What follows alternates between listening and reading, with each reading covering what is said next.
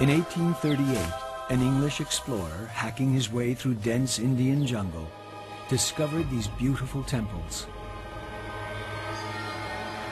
But as he got closer, he was appalled by what he found. He had discovered the lost, erotic temples of India, temples which even today are shrouded in secrecy.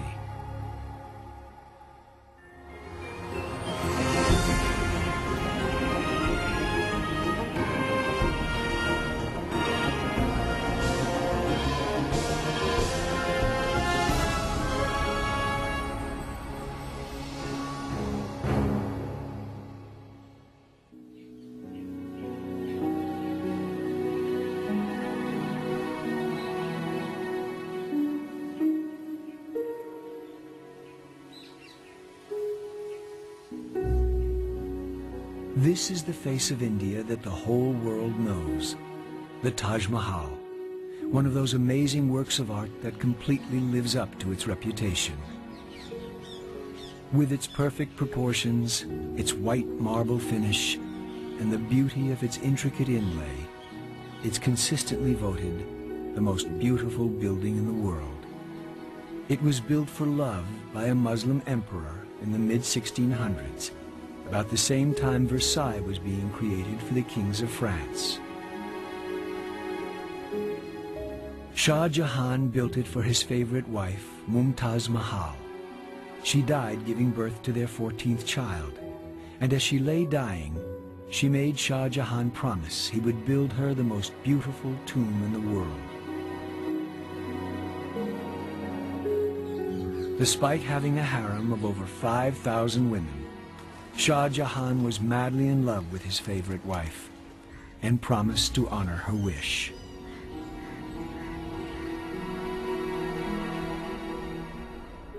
The emperor collected gems, so his craftsmen carved gemstones into flowers and shapes, carefully slicing thin sections of jade, lapis, amber, jasper, and amethyst, and then inlaying them into the white marble.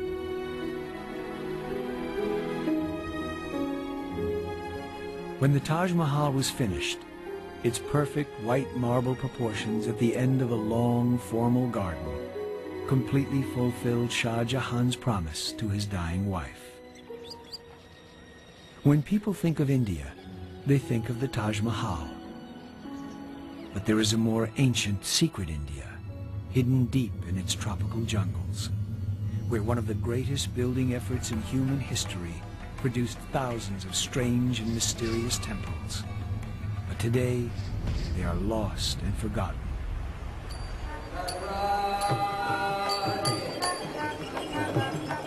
This is India's deep south, the heartland of traditional Indian faith and culture, a land of dazzling emerald green rice fields and immense palm forests, where every few miles a temple soars above the surrounding countryside.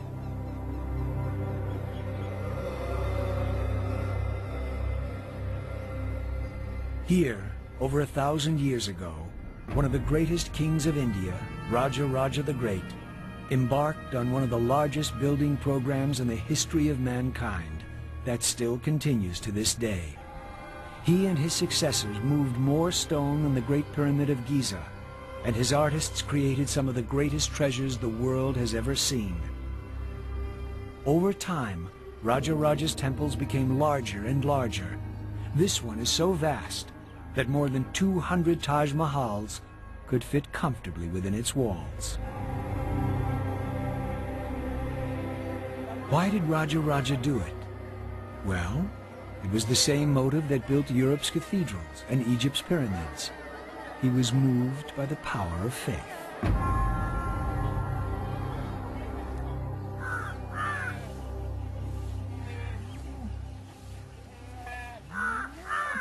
This is a land with almost as many gods as people. Every day at dawn, 16-year-old Kala, the eldest daughter of this family, performs the same ritual. As the sun rises, she draws intricate designs with colored rice flour outside her front door to bring good luck.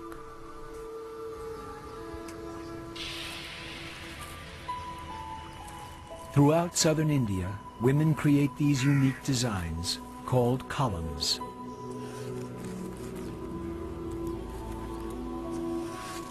A column is not meant to be permanent, though, and the colored rice flour is dispersed throughout the day, only to be renewed the following morning. The rice flour goes to feed the ants and insects. Hinduism believes all life to be sacred. Even the humble insect has its place. In the larger temples, hundreds of priests carry out the thousands of religious tasks necessary to keep the gods happy. But these are not the gods of the West. Here, the priests are worshipping a phallic symbol, a stone lingam found in thousands of Indian temples. The West has never understood this erotic side of the Hindu religion, with its lingams, naked sculptures, and many-faced gods.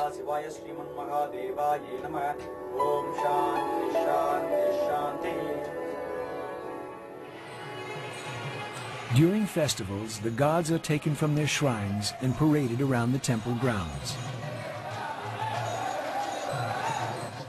At the end of the day, their costumes are changed, and they are put to bed for a few hours' rest.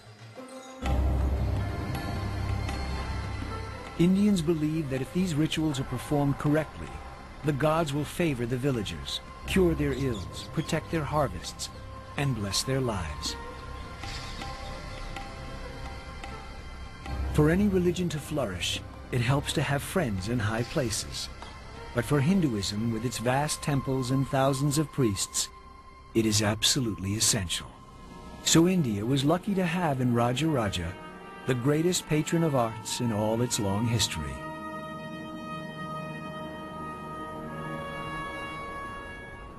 And this is where he started, with this great temple at Tanjore.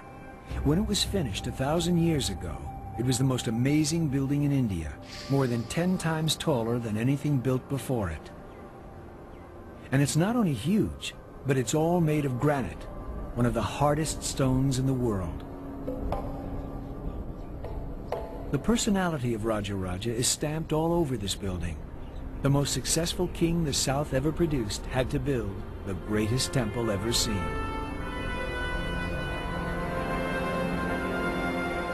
The inner shrine under the large tower contains a large phallus, a lingam, 12 feet in height and 5 feet in diameter. The lingam is the symbol of one of India's most powerful and popular gods, Shiva. Every day, priests wash and dress the lingam, pouring milk and other sacred potions over the stone. The lingam stood for the power and fertility of the king. So Raja Raja, as one of India's most powerful kings, created one of India's largest lingams.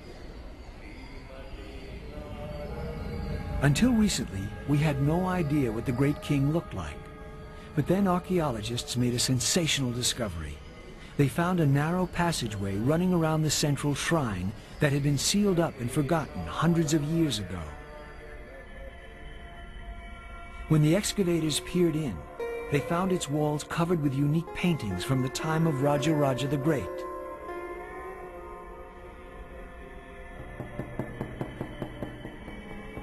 Because Raja Raja was a devotee of the god Shiva, the walls are covered with scenes of the god's exploits. But there are also wonderful painted scenes of dancing girls with beautiful eyes. But best of all, they found the only existing portrait of Raja Raja the Great, with his bearded guru. As a follower of Shiva, Raja Raja's hair is piled up in dreadlocks, making him look like a Jamaican Rastafarian. He is standing behind and gazing respectfully at his guru, as well he might, for it was his spiritual advisor who was the force behind Raja Raja's insatiable appetite for building. And to build on this scale, you needed money, and the easiest way to gain wealth in ancient India, as in most places, was to grab it from your weaker neighbors. Helping Raja Raja was India's unique war machine, the elephant.